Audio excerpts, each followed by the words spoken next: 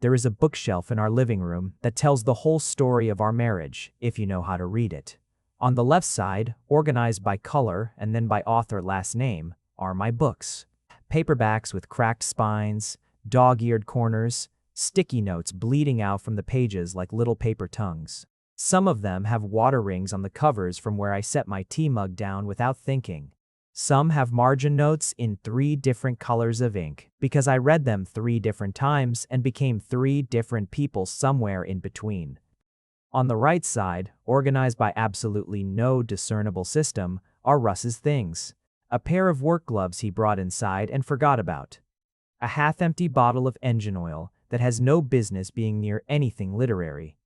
3 automotive manuals that he does actually read cover to cover with a dedication I have always found both baffling and quietly beautiful.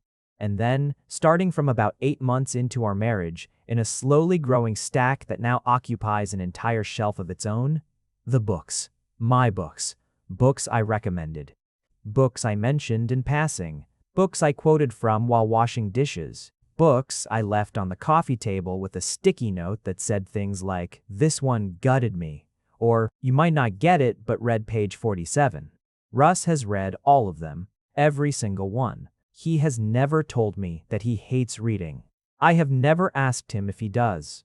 We have built, between us, a very particular kind of silence around this subject, and I have spent the better part of 2 years standing inside that silence, trying to figure out what it means. Let me start from the beginning. I met Russ Hickey on a Tuesday, which feels significant somehow, though I could not tell you why. Tuesdays are unremarkable days. They have none of Monday's drama, none of Wednesday's midpoint significance, none of Friday's electric promise. Tuesday is just a day that happens. You get through it, and then it's Wednesday, and that's that. I was at a bookstore. Of course I was at a bookstore. That is where I have spent the majority of my meaningful life moments, which probably says something about me that I have been told, by multiple therapists and at least one ex-boyfriend, I should examine more carefully.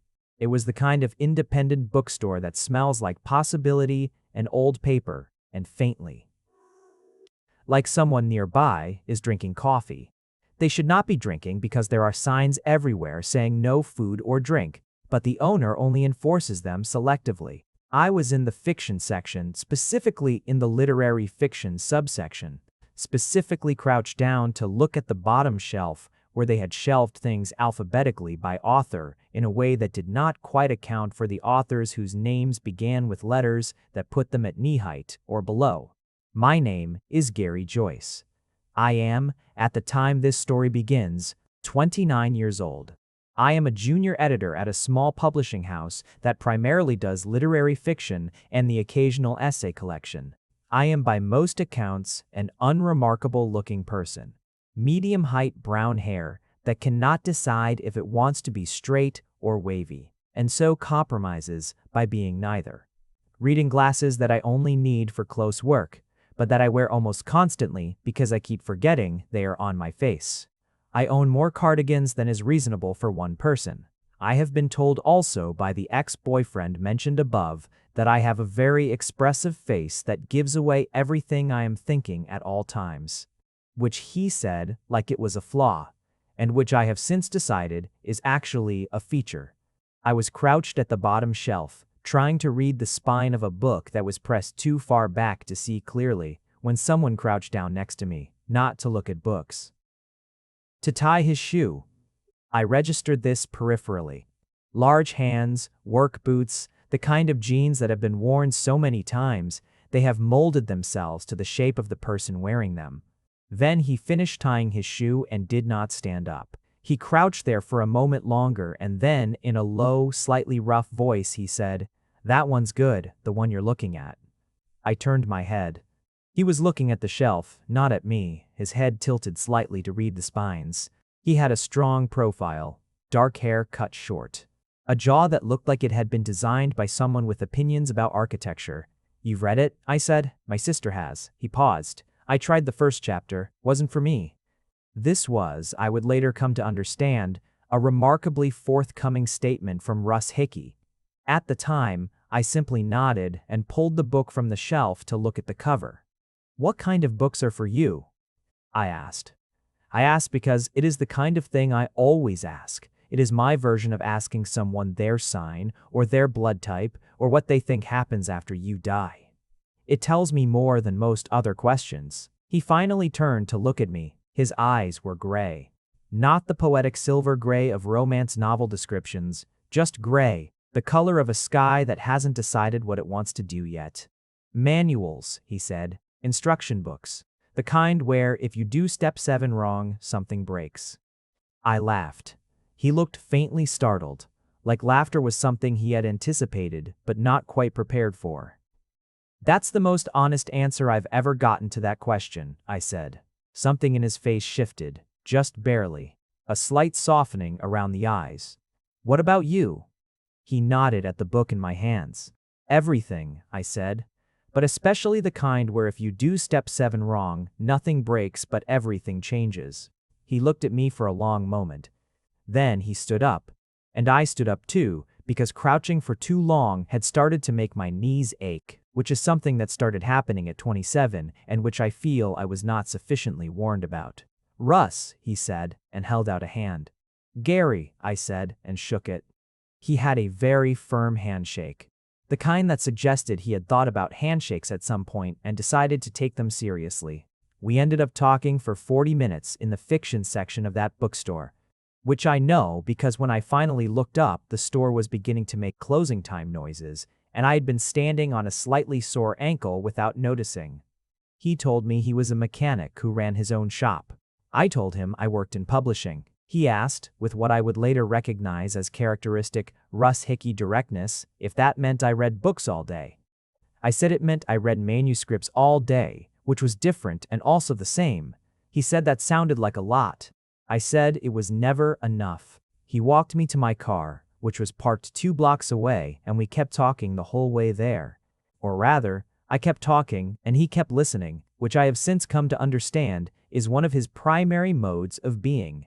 Russ Hickey listens the way other people hold their breath.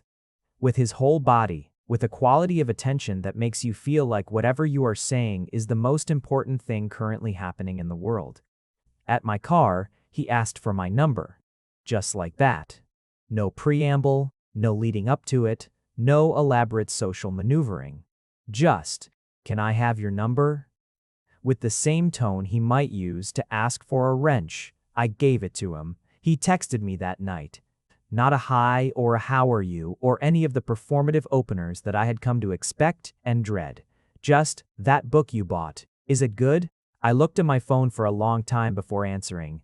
"Come over Saturday and I'll read you the first chapter," I typed, and then deleted it because it was too much too fast. "Haven't started it yet," I sent instead. "Let me know," he sent back. I put my phone down. I picked it up again. I opened his contact and typed his name in all lowercase, which is what I do with the people I want to keep. We dated for 7 months before he asked me to marry him. He did not ask me with a ring, initially. He asked me the way Russ asks most things, directly, without ceremony, in the middle of something unrelated.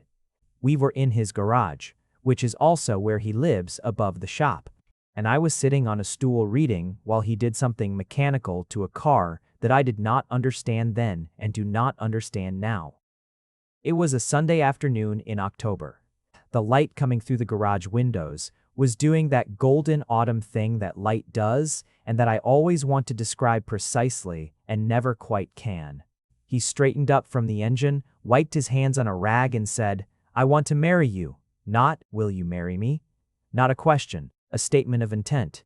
I looked up from my book. He was looking at me with those gray eyes, steady and direct, and giving nothing away on the surface while somehow giving everything away underneath. "You hate romantic overtures," I said. It was not what I had planned to say. I had not planned anything, which is perhaps why it came out right. "Yes," he said. "You planned this for a Sunday in a garage." "Yes." "That's actually very romantic," I said. The corner of his mouth moved, just barely. "Don't tell anyone. Russ." "Gary." "Yes," I said. "Obviously yes." "Hi," I said. He nodded once, like I had confirmed something he had already known, and went back to the engine. I went back to my book, but I was not reading. I was looking at the words without processing them, because I was too busy feeling something very large and very warm that had taken up residence in my chest and seemed disinclined to leave. We got married 4 months later in a small ceremony at the courthouse with his sister Della and my friend Patrick as witnesses. There was a dinner afterward at a restaurant that Della chose, and that turned out to have excellent pasta. Russ held my hand on top of the table the entire dinner and kept running his thumb across my knuckles in this absent-minded way that made it very hard to eat my pasta with appropriate dignity. That night, in the apartment above the garage that was now also my home, I lay awake for a long time looking at the ceiling. I was happy. I want to be clear about that. I was very happy. But I was also doing the thing I always do, which is looking for the detail in the texture of things, the small thing that is almost certainly nothing but that I cannot stop noticing. The small thing, in this case, was that Russ did not read. This is not a flaw. I want to be very clear about this too. People do not need to read to be good or interesting or to understand the world deeply. Russ understands the world deeply in ways that have nothing to do with books. He understands engines with an intuition that borders on the mystical. He understands people, their moods, their needs, the gap between what they say and what they mean, with a quiet accuracy that I have sometimes found unnerving. He understands silence in a way that most people who talk a lot, myself included, never quite manage. But reading is how I process the world. It is how I make sense of things, how I feel less alone, how I bridge the distance between my interior life and other people's. Books are not a hobby for me. They are a language. And Russ did not speak that language. I told myself it didn't matter. I genuinely believed it didn't matter. We had enough languages in common. Touch humor. The specific shorthand of two people who pay attention to each other. The way he always had coffee ready before I asked, and the way I always knew when he needed quiet and provided it. We were fluent in each other. Books were just one dialect. Then the first one appeared. It was 2 months into our marriage. I had been talking about a book. I talk about books constantly. I cannot help it. It is like asking me to stop breathing.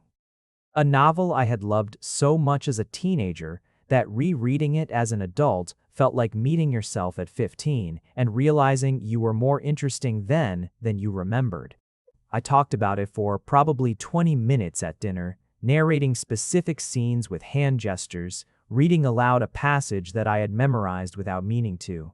Russ had listened the way he always does, completely, attentively, with no fidgeting or phone checking or the particular glazed-over look that I have learned to recognize as the signal that I have talked about books for too long. He asked 2 questions, one about the author, one about whether the ending had felt earned or convenient. I told him both things, and then we did the dishes and watched something on television and went to bed. 2 weeks later, I walked through the living room and stopped. The book was on the coffee table, not my copy. Mine was on my bedside table and had been since I finished rereading it. A new copy, the current paperback edition, with the same cover design I had described in my enthusiastic dinner table narration. It was open, face down, to about the halfway point. I stood there for a long moment. I did not ask Russ about it.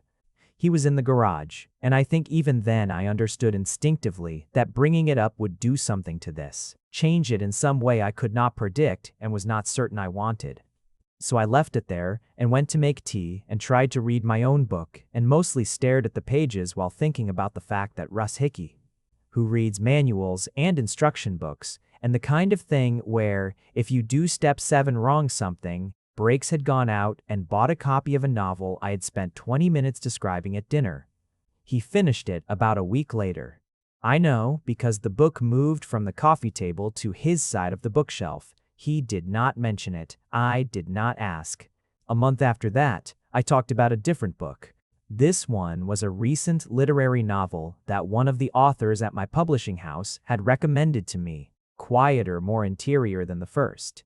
The kind of book that does not have much plot in the traditional sense, but is so precisely observed that it feels like someone has taken the particular texture of a specific kind of loneliness and held it up to the light. I mentioned it in passing. Mentioned that I had been reading it on my lunch break, and that it was the kind of book that made you feel like you were eavesdropping on someone else's grief, which was uncomfortable and necessary. Russ said, in the way that I have learned means he is filing information away.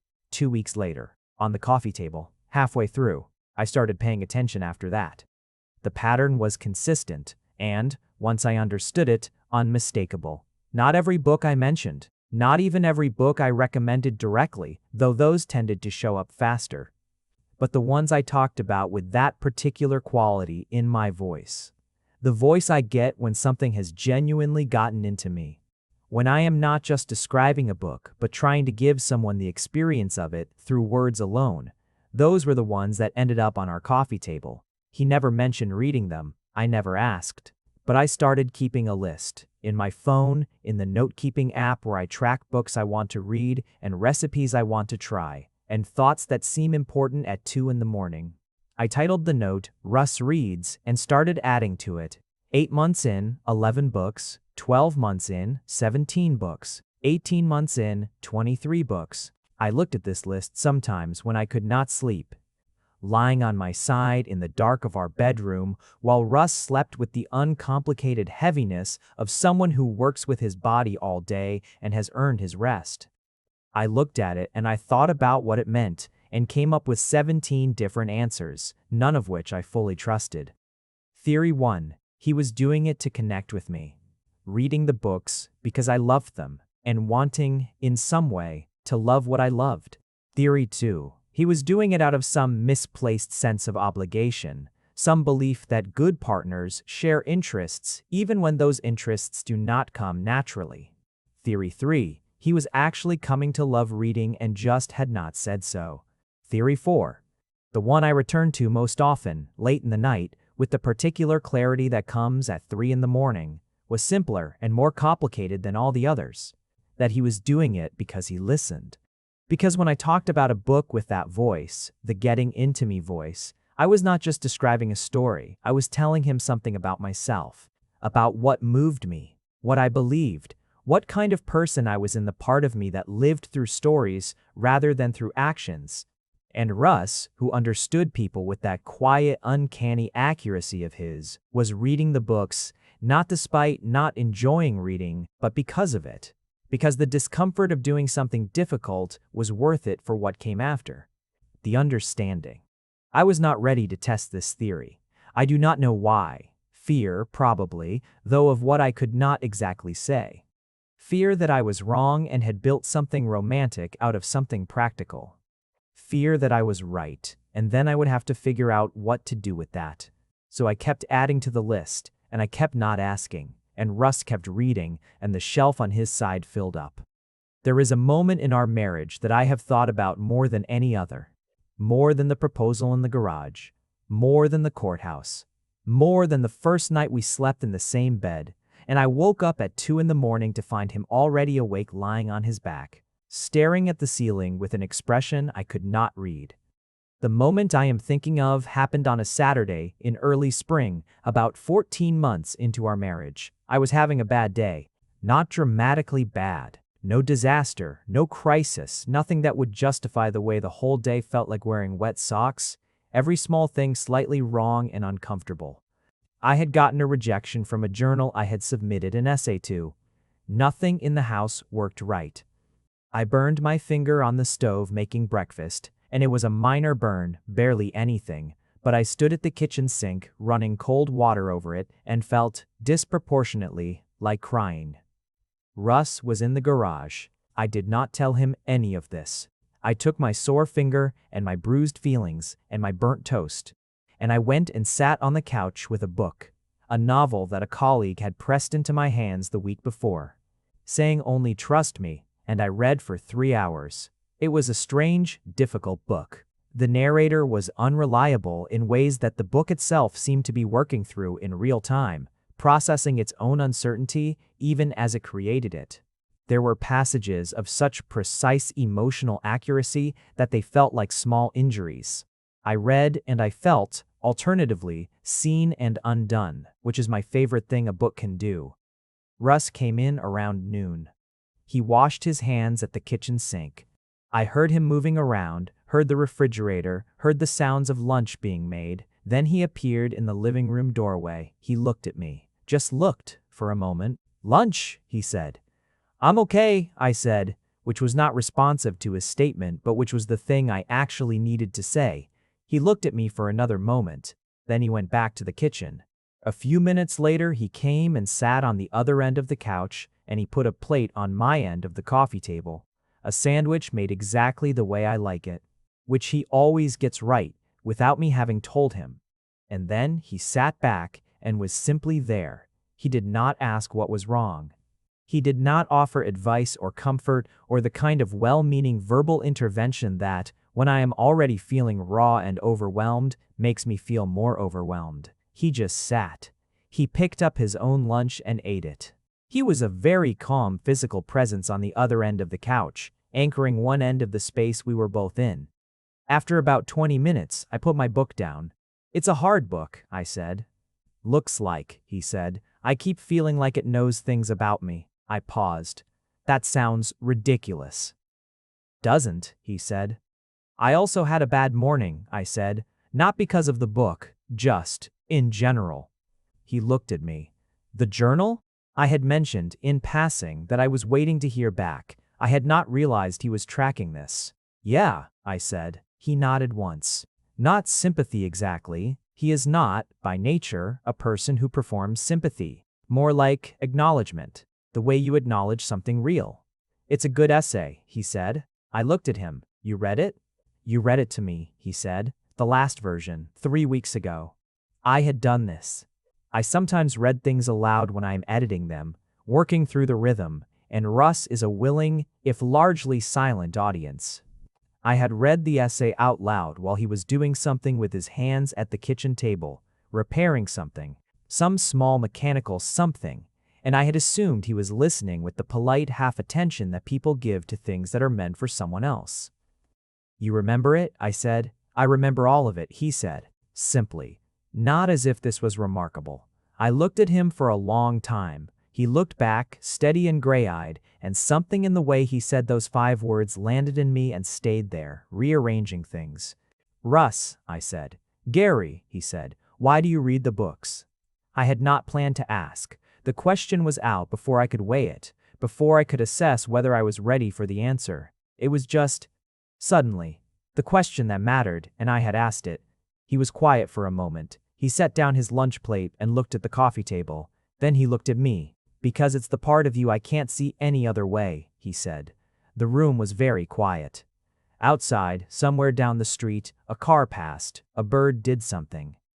The refrigerator made a refrigerator sound. I felt, quite profoundly, like crying. "You hate reading," I said. "I don't hate it," he said. "You find it difficult." He considered this.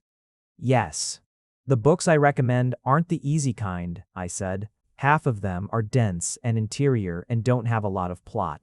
"Yes," he said again. "Russ, Gary, you have read 23 books in 14 months because you find them difficult, and you did it anyway." The corner of his mouth moved, just barely. 24, he said. "Finished one last week." I covered my face with my hands. This was not a graceful response, but it was the only one I had. I heard him shift on the couch, and then I felt the couch cushion change weight, and his hand was on my knee, not gripping just there. Which is exactly the kind of touch he has, and which does more to undo me than any elaborate gesture ever has. "I read slowly," he said. "Take a long time, but I do understand them." I lowered my hands. My eyes were definitely wet. This was embarrassing, and also fine. "Do you like any of them?" I asked. He thought about it. Actually thought, for a real moment, in the way that Russ does everything, thoroughly and without performance. "Some," he said. "The one about the brothers. The one where the building burned down, and it was also about inheritance. The short one you called a gut punch. The one I didn't believe you about until page 12, and then I believed you." I knew exactly which ones he meant. I stared at him. "Why didn't you tell me?" I said. "You didn't ask," he said. This was perfectly accurate and also the most Russ Hickey answer he could possibly have given. I didn't ask, I said slowly, because I was afraid. He tilted his head slightly, waiting. I was afraid it meant something I'd gotten wrong, I said. That you were doing it out of obligation or to make me happy in a way that was secretly making you miserable. Or that I had just built a whole story around it that wasn't true. He looked at me for a long moment. What story did you build? I took a breath. That you were reading because listening to me talk about books was like listening to me talk about myself. That you were learning me through the books I loved. I loved. Silence. Is that wrong? He said. Is it right? I said. He picked up my hand from my lap, the one with the slightly burned finger. He held it carefully, not over the burn. Every book you've recommended tells me something, he said. Which parts made you stop reading to think? Which parts you read out loud? Which books you call painful and which you call necessary? He paused. You told me once that fiction is the closest thing to living someone else's life without consequence. I read your books, and I get to live in the things that got into you. I was definitely crying by then. Not dramatically. I am not, on the whole, a dramatic crier, but steadily, quietly, the way that happens when something true reaches you after you have been waiting for it longer than you knew. You could have just told me all of this, I said. Could have, he agreed. But telling you is… He paused again, searched for the word with the focus of someone used to precision. Telling you is less than showing you. I looked at the shelf. His shelf, with its car manuals and its growing stack of novels and literary fiction that he had read slowly and thoroughly and without being asked. I love you, I said. I know, he said. I laughed, watery and sudden, because he is the only person I have ever known who can say, I know, too. I love you, and make it feel like the most romantic sentence in the language. I love you, he said then, after a beat, which he always does, not withholding it but timing it, offering it when the moment has space for it. I leaned into him. He put his arm around me. We sat like that for a while, and eventually I picked up my book again, and he picked up my legs and put them over his lap, and we stayed on the couch all afternoon like that, which is one of my favorite versions of us. After the conversation on the couch, things shifted without dramatically changing. That is the best way I can describe it. The same things still happened. I talked about books. He listened. Books appeared on the coffee table and migrated to his shelf. But now there was space around the whole thing that hadn't been there before, a transparency. He started telling me when he finished one. Not always with a review or an opinion, but just a statement of fact. Finished the one about the river. And then, sometimes, if I waited and did not fill the silence, he would say something else, something small, something that told me he had read carefully. The scene in the kitchen, he said once, about a novel I had recommended 2 months earlier, where she realizes she has been misunderstanding the conversation the whole time. That was. He paused. That was something. That was something, is what Russ says when something has gotten into him. I have learned to understand it. I have learned to receive it as what it is, which is a tremendous amount, delivered in as few words as possible. I started doing something too. Intentional, thought out, something I did quietly and without announcing it, because the two of us have built a marriage that runs partly on things not announced. When I recommended a book, I started leaving something in it. Not always a note, sometimes just a sticky note with a page number. Page 47. Because that had been the first thing I ever said to him about books. He found it in the third book after the couch conversation, and he looked at it for a long moment, and then he looked at me. Page 47, he said. I said that to you the first time we talked, I said. In the bookstore. That passage is something like that conversation.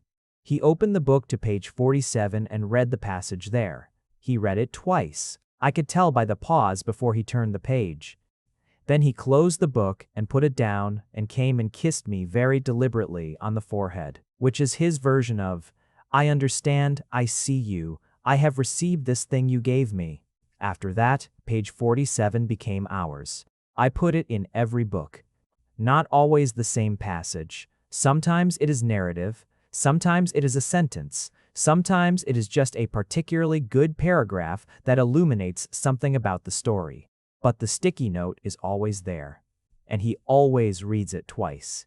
Della, Russ's sister, found out about the books approximately 8 months after the couch conversation. She came for dinner on a Sunday and made the mistake of needing something from the living room bookshelf and noticed the section. "Russ," she said, appearing in the kitchen doorway with the particular expression of someone whose understanding of a situation has just been revised. "You have like 30 books here." 28, Russ said, without looking up from the stove. "You don't read." "I do now." She looked at me. I held up my hands in a gesture that was meant to indicate that I was an innocent party and that this had developed entirely of its own accord, which was accurate. "All of them are books Gary recommended," she said. This was not quite a question. "Yes," Russ said. She looked at him for a long moment. He continued stirring whatever he was stirring with the complete equanimity of a man who has decided not to be self-conscious about this and is therefore immune to scrutiny. "That," Della said, "is the most Russ Hickey thing you have ever done." He handed her a spoon and told her to taste the sauce and tell him if it needed anything. She tasted it. "More basil?" she said. And then, setting the spoon down, "It's sweet, by the way, in case no one's told you." "Gary has," he said. "Good." She came back to the kitchen table where I was sitting with a glass of wine and my notebook. "Do you quiz him afterward?" "I don't quiz him," I said. "We just talk about them, sometimes." "What does he say?" "I thought about this. He says specific, true things. About very particular moments. He notices things I missed." She looked at the kitchen doorway, through which Russ was visible, adding basil with focused attention.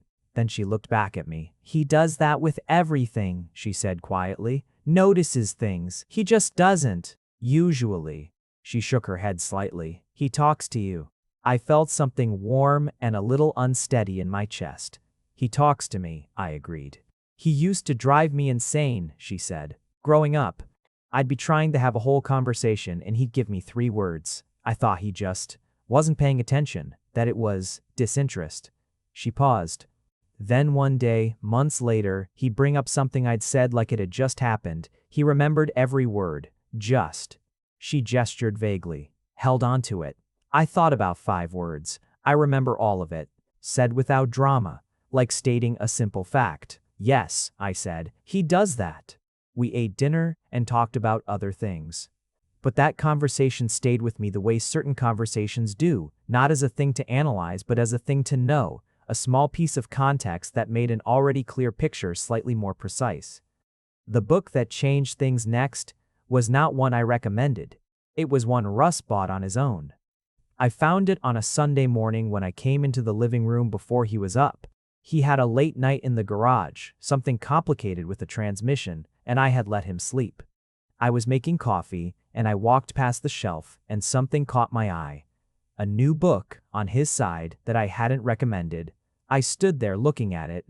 It was a novel I knew, a contemporary one, fairly recent, the kind of book that gets written about in places that write about books. It was not, broadly speaking, the kind of thing I had been recommending to Russ.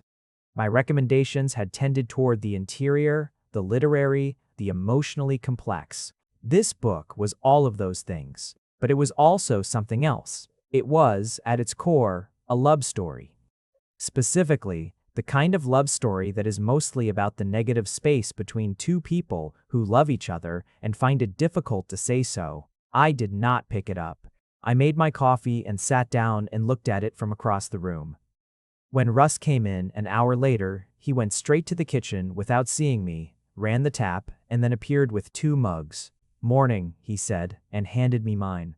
"Morning," I said. He sat in the armchair across from the couch. He saw me looking at the shelf. "Found it at the garage," he said, which was his way of saying someone left it behind. "It happens sometimes, people leaving paperbacks in the waiting area and forgetting them." "Have you read it before?" I said. "Just started," he said. "Thought it looked." He paused. "Like something you'd recommend?" I looked at him. He was looking at his coffee with the mild focus of a man not trying to be caught feeling something. "Is it?" I said. "So far," he said, and then, quietly, "yes." He finished it 4 days later. I know, because I was there when he finished it. We were both in the living room reading.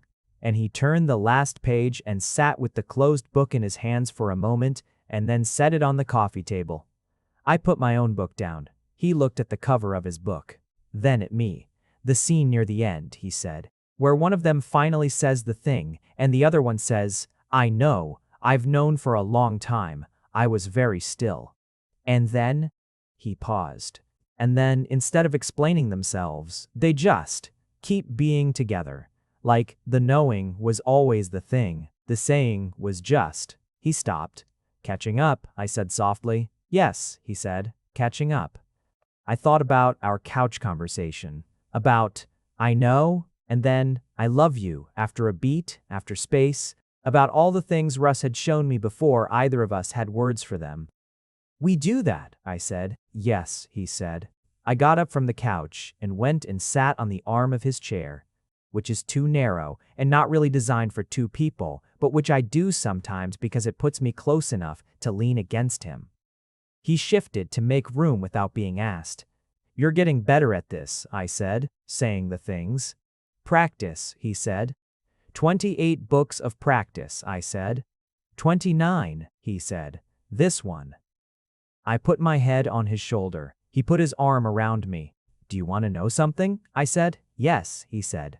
The first time I found a book on the coffee table, the first one 2 months in, I stood there for probably 5 minutes, trying to figure out what it meant.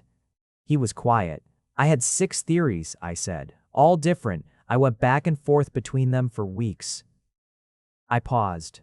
The one I kept coming back to was the right one, but I was afraid to believe it. What were you afraid of? He said. That I'd gotten it wrong, I said. That I built something romantic out of something that was actually just habit or obligation. His arm tightened slightly around me. Not dramatically, just there. Gary, he said. Russ, I said. I am not, he said carefully, a person who does things out of obligation. This was the truest sentence I had ever heard. Russ Hickey, who had married me at a courthouse with 2 witnesses and a dinner with good pasta, who had proposed by stating an intention in a garage on a Sunday afternoon, who had read 29 novels in 2 years without once being asked, was not a person who did things out of obligation. He was a person who did things because he meant them thoroughly with his whole attention, or he did not do them at all. I know, I said. You know, he said. I know, I said again, and felt him exhale slowly beside me. There is a ritual now that has developed the way most things between us develop, without being discussed, without being named, just slowly becoming real through repetition. When I finish a book that I think is for him, I fold down the corner of page 47 before I pass it to him, not a sticky note anymore, just the corner, turned down. He always unfolds it carefully, reads the page, and refolds it. When the book goes to his shelf, the corner is still turned.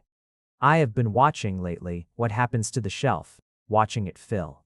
Watching his side grow until there is now almost no distinction between his and mine. The organizational schemes gradually blurring and mingling his car manuals, wedged between my annotated literary fiction.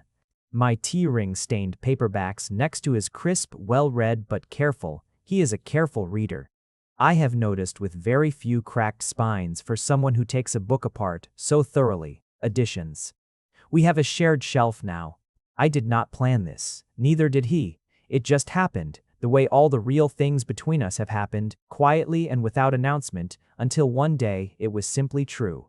It is now 2 years and 4 months since we got married. He has read 37 books.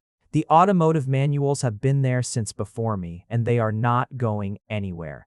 But around and between them, growing steadily, are the books of our marriage. The ones I talked about with my hands. The ones I left face down on the coffee table with the corners folded. The ones where I put a sticky note at page 47 and now a folded corner, and where he, every time, reads the page twice before continuing. I was lying in bed last night, not sleeping, doing the thing I do where I reconstruct the day in fine detail, when Russ set down his book and looked at the ceiling. The scene in the 2nd chapter, he said. He was reading a new one I had handed to him 3 days ago with a folded corner already in it. where she realizes that she has been interpreting the silence as disapproval, and it was actually attention. She never asked. I turned to look at him. I've been there, I said. I know, he said. He looked at me. You were there with me, with the books. I was quiet. I should have told you sooner, he said, why I was reading them, so you weren't. He paused, theorizing. I laughed, soft and surprised. You knew about the theories? I knew you had them, he said. I don't know what they were. 6 of them, I said. I can tell you the whole list. Tell me, he said. So I did. I lay in the dark and I told him all 6 theories, including the 3 embarrassingly wrong ones and the 3 that circled toward the truth from different angles. He listened without interrupting, which is what he does. When I finished, he was quiet for a moment. Number 4, he said. The last one, the one about understanding you through the books. What about it? It's right, he said, but it's missing something. I turned on my side to look at him properly. He was looking at the ceiling, but he turned his head toward me when I moved. I read the books because of what you said when we first talked, he said. In the bookstore. About step 7. I cast my mind back. 2 years and 10 months ago. Crouched at the bottom shelf of the literary fiction section. The kind where if you do step 7 wrong, nothing breaks but everything changes, I said. Yes, he said. I thought about that for a long time afterward. I didn't understand exactly what you meant. And then the first book, the first one I bought, 2 months in, I got to step 7. What happened? I said. Nothing broke, he said. Everything changed. I stared at him. The scene in chapter 8, he said. The conversation between the two of them where they don't say the important thing, but you can see it in what they're saying around it. I didn't know books could do that. He paused. Do a thing in the white space. I thought about his words. About white space. About what happens between sentences, between what is said and what is meant. Yes, I said. The best ones live in the white space. So do we, he said. I looked at him for a long time in the dark. He looked back. The gray of his eyes in the half-light was the color of a sky that has decided, finally, what it wants to do. You're better at this than you think, I said. At what? At the white space things. At knowing what's happening between the lines. He considered this. People are easier than books, he said. Books I have to work at. You're very good at the work. It's worth it, he said. Simply. The way he says everything that matters. I moved over to his side of the bed. He put his arm around me without discussion, which is also a thing we do, which also simply became real through repetition. 37 books, I said. Quiet, into the dark. 38 soon, he said. I'm almost done. What do you think of it so far? He was quiet for a moment, thinking the way he does, thoroughly, without rushing. The narrator doesn't understand herself yet, he said, but the reader does. The book is waiting for her to catch up. I closed my eyes, felt him breathing, steady and slow, the physical anchor he has always been. You're not supposed to be this good at it, I said. I felt the slight movement of him laughing, which he does quietly, contained, a thing I feel more than hear. Told you. Practice. 37 books of practice. 38. I smiled into the dark. He pulled me closer. There is a question I have been asked when I tell people about the books, about how the reading started and what it means. The question is, does he like it? Does he actually like reading now?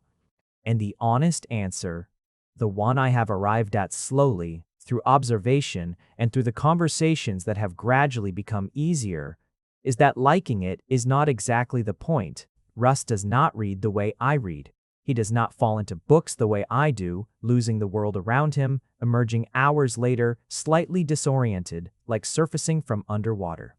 He reads carefully, slowly, with the focused attention of someone doing skilled work. He reads the way he takes apart an engine, methodically, looking for how the parts fit, how the whole machine is meant to function. Some books he finds painful. He told me this once, about a novel I had described as devastating in the best possible way, the kind of book that takes something out of you and gives you something else in exchange. He said, that one was hard, not a complaint, an observation, an honest accounting of the experience. Some he has loved in his own way, the one about the brothers, which he mentioned on the couch. He reread that one. I found it on the coffee table again, 6 months after it had first appeared on his shelf, and he said simply, "Wanted to see it again," which is the highest praise in the Russ Hickey critical vocabulary. And some he has read and set down without comment, and I have learned that the absence of comment is its own comment, and that not every book needs to mean something to both of us for the act of reading it to mean something. What I have come to understand, which took me too long and also exactly as long as it needed to, is this: the books are not the point. The books are the method. Russ has found a way to do the thing that he has always done with people. Attend completely, notice everything, hold what he observes carefully and use it, but applied to the specific language I speak most fluently. He learned to read, or relearned, or decided that reading was worth the difficulty, not because he wanted to be a reader, but because he wanted to understand me. Not just the me that exists in our kitchen and our living room and our shared routines, but the me that lives in stories, the me that feels things through narrative, the me that processes grief and joy and confusion by finding the book that holds the same shape. And in return, I have learned from him, learned to speak in white space, learned that love is demonstrated as much as it is declared, and that declaration without demonstration is just vocabulary. Learned to be still, learned that questions don't always need to be asked to be answered. We are, in the ways that matter, very different people. He is quiet where I am verbose. He is physical where I am cerebral. He understands the world through systems and touch and direct interaction, and I understand it through story and language and the emotional logic of narrative. These differences have not dissolved. They have not needed to. What has happened instead is that we have built, carefully and without announcement, a grammar that accommodates both. It is a Sunday morning.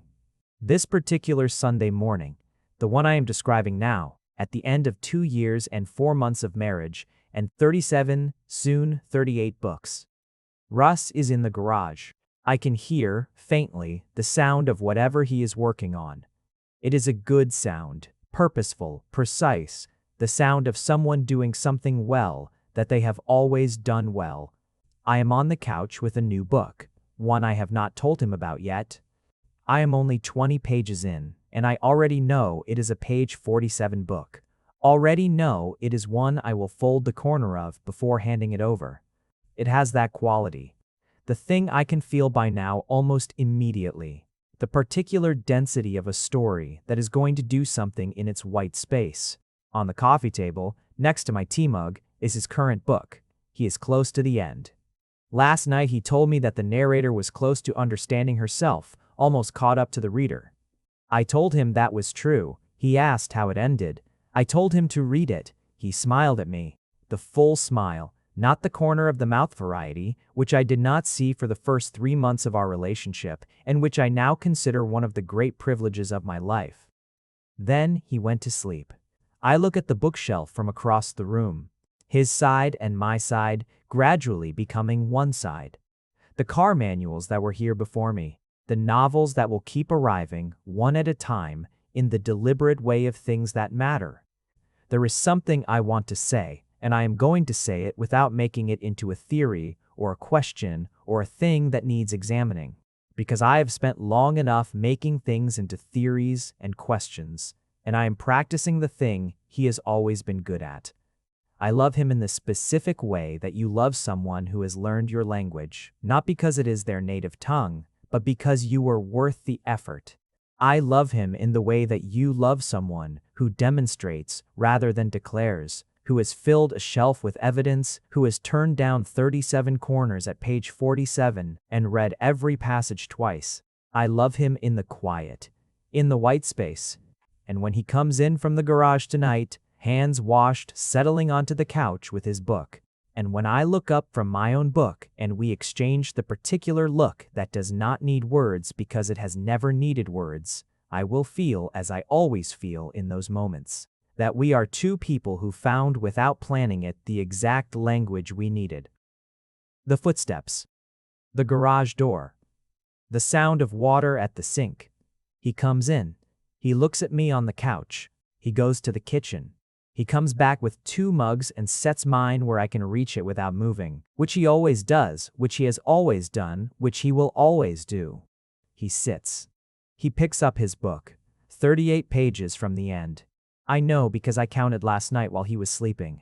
I am curious what he will say when he finishes. I am curious what the thing will be. The specific small true thing that he will offer as his accounting of the story. I open my book. 21 pages in now. Outside, the day is doing what days do. Inside, we are both reading. This is step 7. This is where, if you do it wrong, nothing breaks but everything changes. We have done it right. From my phone. The note titled, Russ Reads. 41 entries now, because I am writing this 3 months after the Sunday I described above, and he has finished 3 more, including the one that was 38 pages from its end. Every title has a date. Every date has a memory attached to it, small and specific and ours. I do not keep the list anymore because I am afraid, or because I am building theories, or because I am trying to prove something to myself about what it means. I keep it because these are the coordinates of our marriage. Every book is a conversation we had without having it, a thing he understood about me that I had not said in any other way. Every date is a point on the map of us. He does not know about the list. Or maybe he does. He is very good at knowing things I have not told him. Either way, it is not a secret. It is just something I keep because I am a person who keeps things, who writes things down, who processes the world through narrative. And he is a person who reads.